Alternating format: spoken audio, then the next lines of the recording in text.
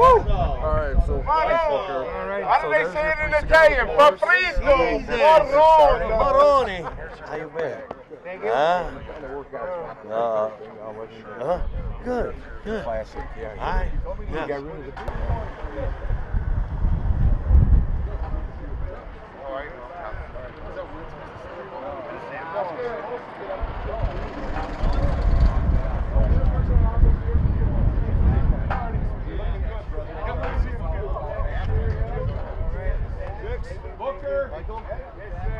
Dude, I heard you had the fucking pass of the century on last night, man. You shops at Walmart. Bring that sucker around, big guy. Come on, show some power in that thing. Here we go. Here we go. Here we go. Here we go. Yeah. It's fun time. Show is on. Here we go. Here we go. Thank you, guys. Welcome. Welcome to Terry Hills. Welcome to Terry Hills. Welcome to Terry Hills. Excellent job. Excellent Registration is right over there. job. He's the driver. Oh, you. He manages the bus, Gus. All right, good to see you. Welcome. How you doing? Thank you. I'm Good to doing be good. back. Hey, man, how you doing? Terry Hills. Thank you. Appreciate it. Welcome. Hey, thank you. Good to see you. Hey, how we going, buddy? How are you? Good, sir. Welcome to Terry Hills. We made it. We made it. The sun will be up soon. Yeah, right. Welcome, guys. There's a golfer. Buffalo's always better weather, right, Peter? Hey, welcome. Good to see you. Thanks for coming back. Not yet. No snow yet. Not yet. It's actually going to get up to 50 today. Let's be Hey, happy. welcome. Nice. Let's make them believe we're happy.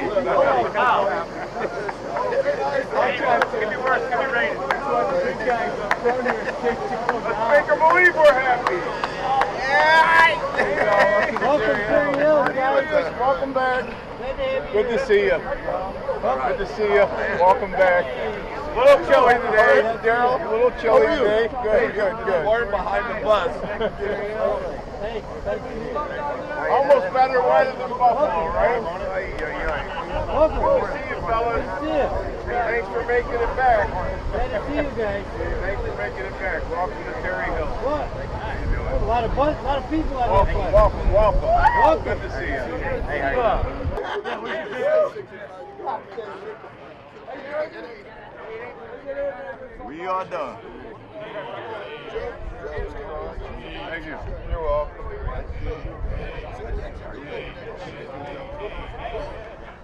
Man, they didn't pick up for you, huh? They said it won't be until this afternoon. Dang, man. They said we'll have it in this afternoon. I said, well, that's still good. I said, the tournament will be over by then. Man, it was. God. Oh man. It was all. Yesterday was sunshine and roses. Great. Even Saturday was great, you know.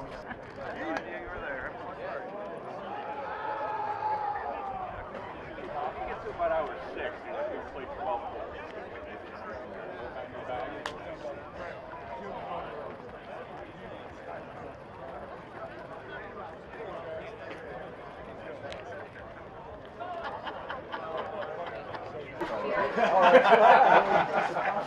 With NFL Commissioner Roger Goodell kind of stopped by for this year on That's good. Sorry, I'm shaking, guys. So are we. Feels like a fall football day. You can handle this. Yeah, that's all right. I'm used to this. So, how you doing? Everyone okay? You've been here how many times now for this? Do you recall? At least a couple, right? At least a couple, And yeah. your reason for being here, I mean, just, Jim Kelly exactly. and his family. You know, listen, I'm a huge fan of Jim's, and who doesn't admire Jim? Not just from his playing days, but all the struggles that he's been through and the challenges and how he's overcome them. I just a huge fan. Roger, as far as looking at the bills and the discussion of the stadium has been over and over again, and the league's preference is certainly there to get something newer, more competitive. Where, in your mind, where does that stand, at least in terms of conversations you've had with the leagues?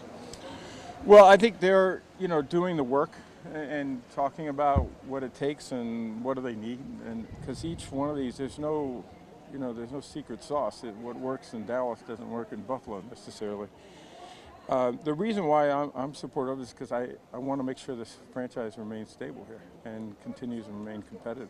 And I think it's great for this community. And we've been able to do these stadiums in such a way that it creates a tremendous economic benefit too. And that's what I want the Bills to be successful, and I want them to continue to be competitive here in Buffalo. Is there a challenge still to that, given the market size and so forth? Are there realities that are Sure, but it's not that we haven't had this in every market size. So stadiums are important to the franchise. They're important to the competitiveness as well as importance for the fans. I mean, the fans expect a higher quality stadium than they did 20 years ago, and more technology and more of the things that will bring them out of their homes to go to a football game. Do you feel it's trending that way, Roger, with the Bills, that the new stadium is in the future at some point? I don't know. A lot of the leases that we've done over the years have contemplated, a period of time to sort of look at that and just sort of see where the stadium is and whether there's a potential for that, and that's what we'll do. We'll continue to work with the various public officials as well as private officials and try to see what the right solution is. You talked about stability. What stability have the Pegulas, have you noticed since 2014, have they brought to Buffalo and the Bills? Well, just as the Wilsons did, I think they love the community. They want a winner. They care about winning. They care about doing things right in this community. And I think they've taken that approach. They've taken the long-term approach to say, let's build a winner here, but let's also do it the way the community is going to be proud of this franchise. And I think they have, and I know we at the NFL, we're fortunate to have the Pegulas. Both Terry and Kim have been active on the league level, and so we're happy to have them here in town. Roger, there was a report over the weekend the NFLPA might want to tweak the playoff seeding. Eric Winston was maybe something for that, maybe not give the division winner the first round bye and go by record. Would that be something you'd be interested in as you go forward in the new CBA? Yeah, we've talked about that a lot, not just in the collective bargaining negotiations, but we've talked about that over the years. And it's a healthy debate, so we're happy to have that conversation with the players. We're happy to have that internally as we have with the coaches.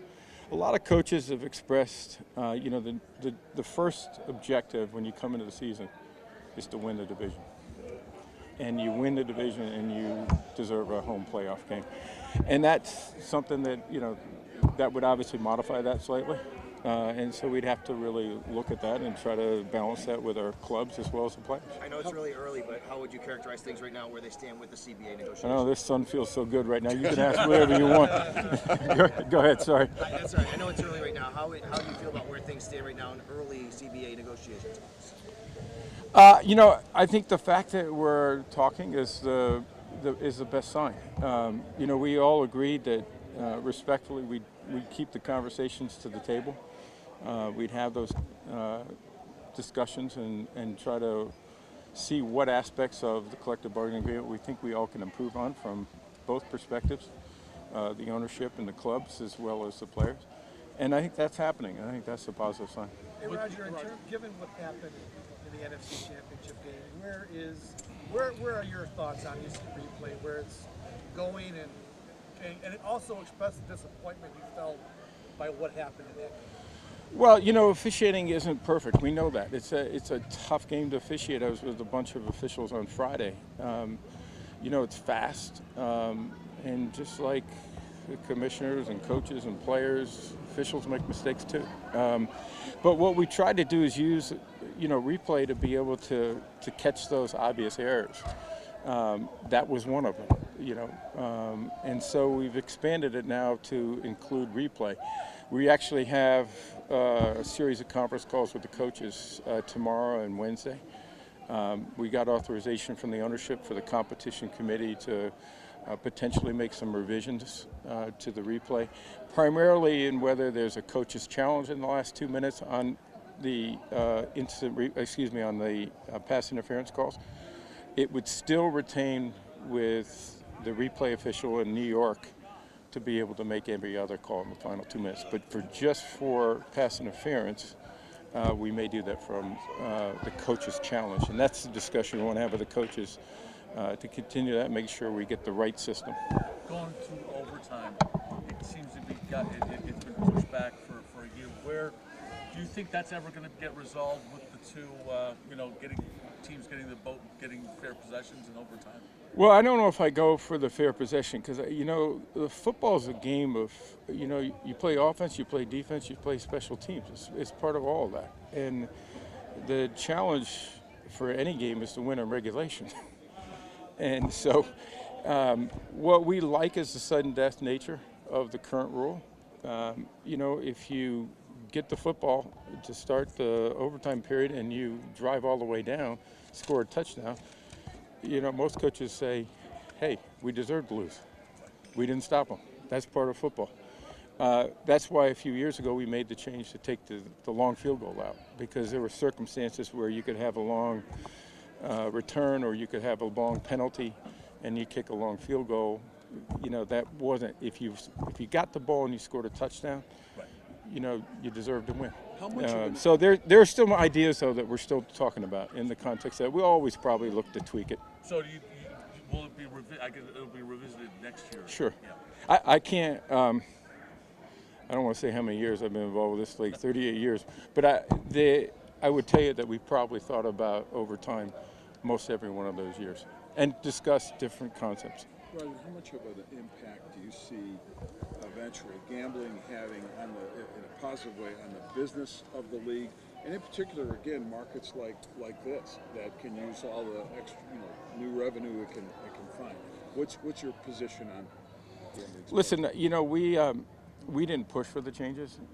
We were, we've discussed it for several years about how to be prepared because we see some of the changes, and obviously the Supreme Court made their decision roughly a year ago now.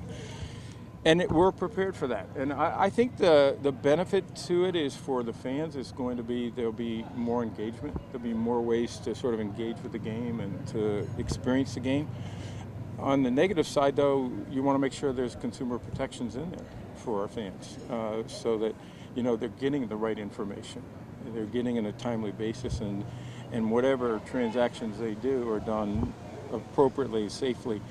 And it also doesn't affect the integrity of the game, which is number one to us. We've always said that. We want to make sure we protect the game, that our coaches, our players, officials, no one is out there in a circumstance where people are second guessing what they're doing, that it's being influenced by anything other than what's going on in that field.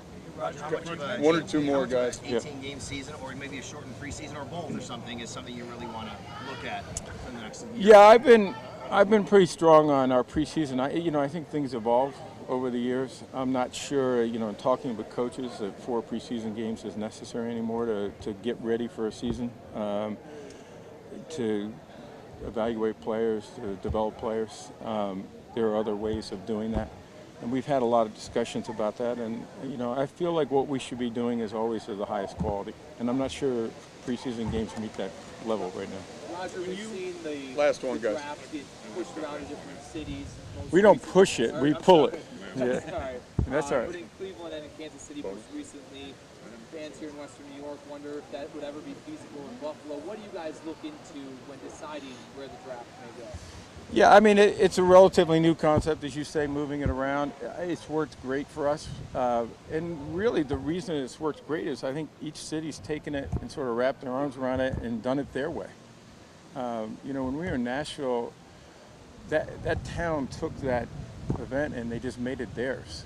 And it was extraordinary. 600,000 people attending it in 3 days, almost 50 million people watching it.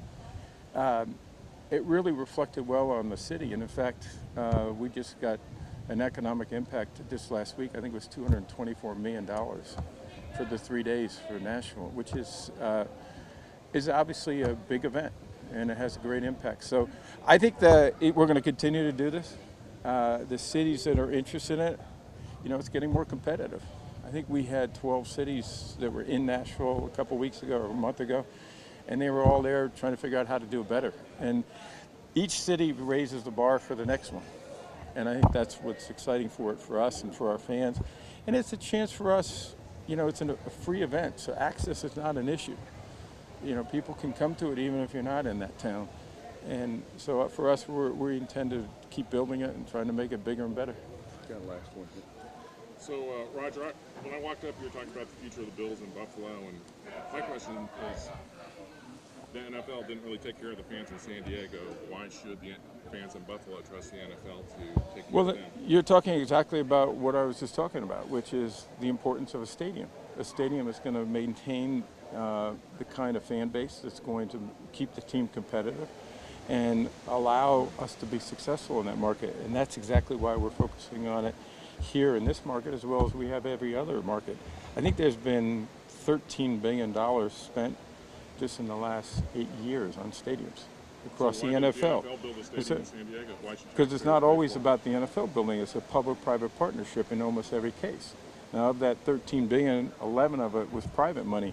But there's also ways for the public to participate and to find ways to solutions. So these stadiums are complicated, they're difficult, and that's exactly why you may have missed it, but the discussions have to go on between the public sector and the private sector to figure out what's best for the community. How do we develop this? How do we do this right? And we've been really successful in doing it around the country. The logical question is, how important is it to make sure that you come back here and help support Jim every year? Oh, well, any time at all that I get the opportunity to come back, it's always great. But especially for this up there for Jim, that's a must.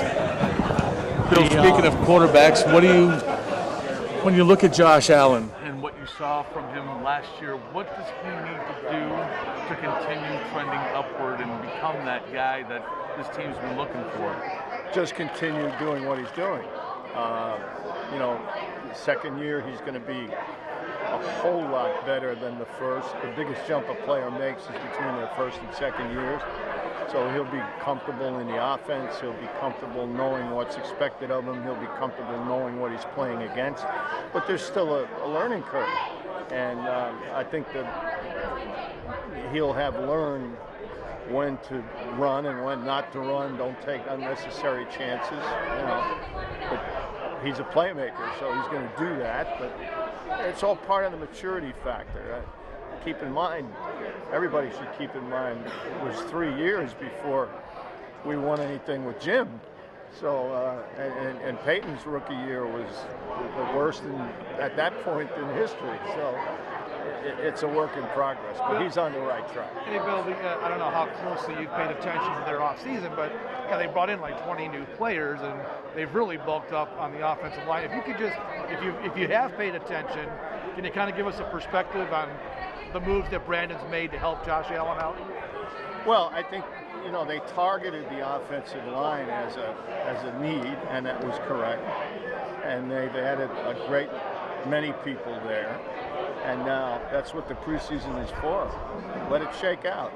Offensive line is a continuity position. It's a position where everyone has to work in concert, and so they'll get the right combination, but finding it will be the fun part. That's what preseason's for. You had Ken Hall.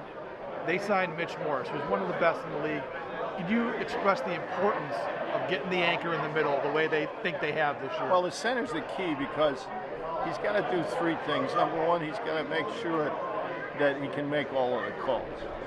Number two, he's got to help everybody else out in that regard, get them positioned.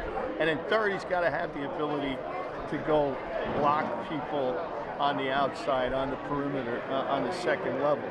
And in addition to being a one-on-one drive blocker and a one-on-one pass protector.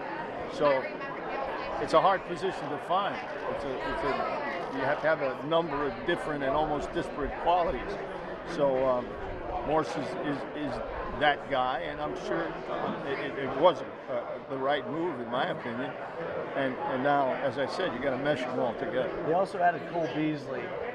The evolution of this game, the slot receivers become so important. Is that something that you've seen as well, that the slot is almost imperative to have?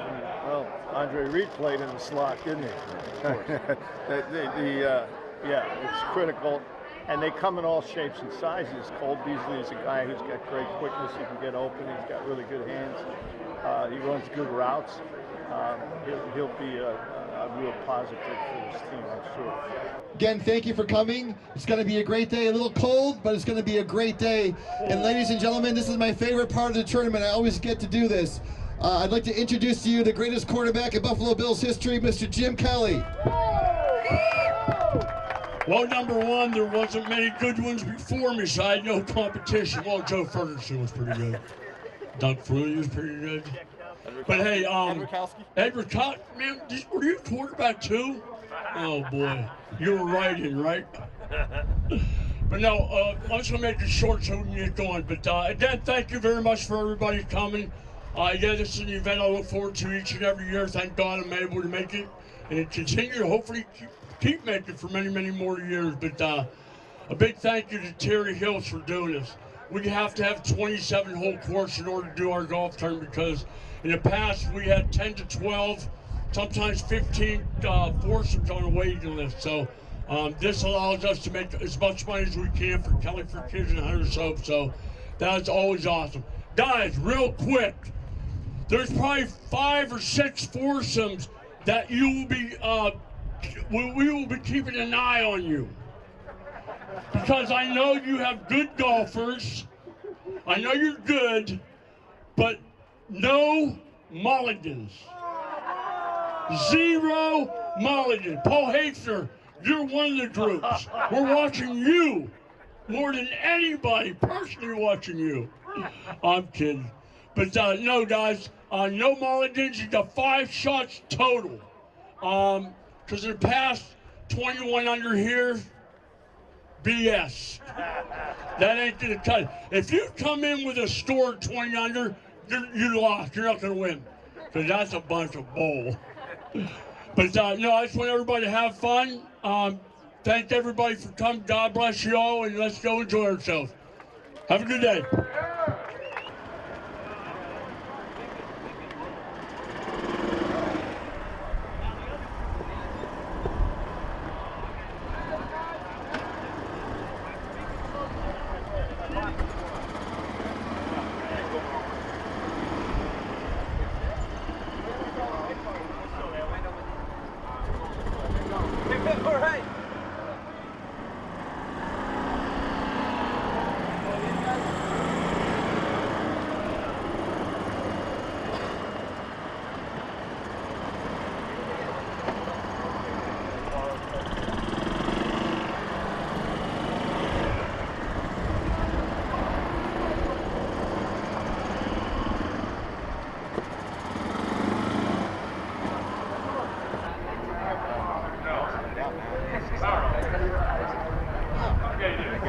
I love their attitudes. I love Brandon Beam, everything he stands for. I mean, I've talked to him probably more than I've talked to Coach McDermott just by, just communication.